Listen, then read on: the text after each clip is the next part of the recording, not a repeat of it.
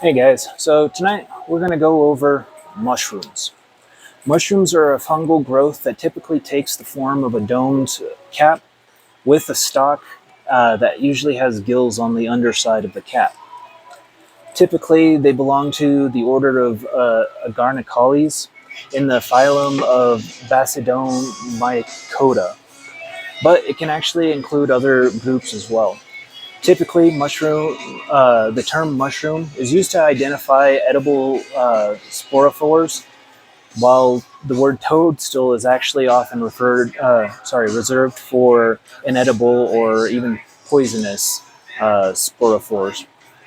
However, there is no actual scientific distinction between the two terms, and both names can actually be applied to any fleshy fungus fruiting structure. Edible mushrooms are actually a specialty food with delicate and subtle flavors, as well as an agreeable texture. These, as well as other edible kinds of funguses like truffles, are actually free of cholesterol and contain small amounts of amino acids and B vitamins. However, when fresh, most commercially grown mushrooms are more than 90% water, with less than 3% protein, less than 5% carbohydrates, less than 1% fat, and less than 1% of mineral salts and vitamins. Accurate identification of mushrooms is very important, as poisoning by wild mushrooms is a very common thing and may be fatal, but it could also just cause mild gastrointestinal disturbances or even allergic reactions.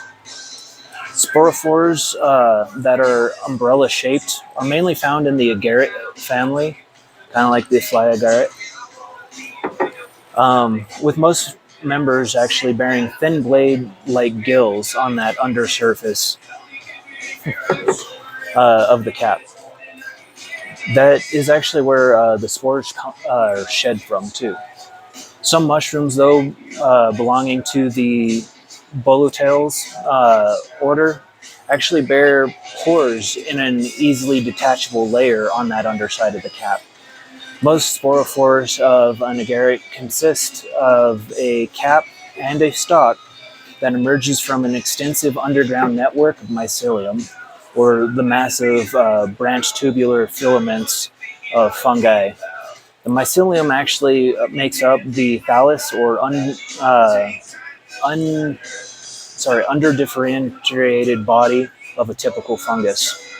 Mushroom mycelia can actually often live up for hundreds of years, or it can actually just die out in a few months.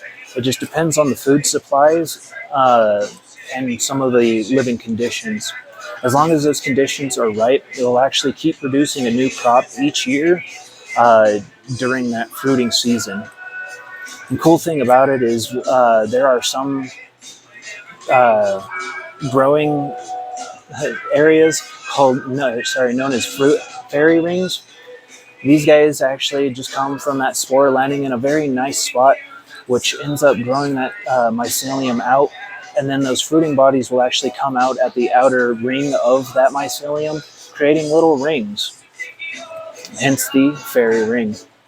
But anyways, while the agarics and bolites do include most known forms of mushrooms, some other groups of fungi are actually considered as mushrooms by, well, just regular laymen. A couple examples can actually include hydnums or hedgehog mushrooms, which have teeth, spines, or even warts on the undersurface of that cap. Anyways, that's just a quick little introduction into mushrooms, as I do plan on going into more depth and detail on each specific mushroom over time. Anyways, for now, you guys have a good night. Take care.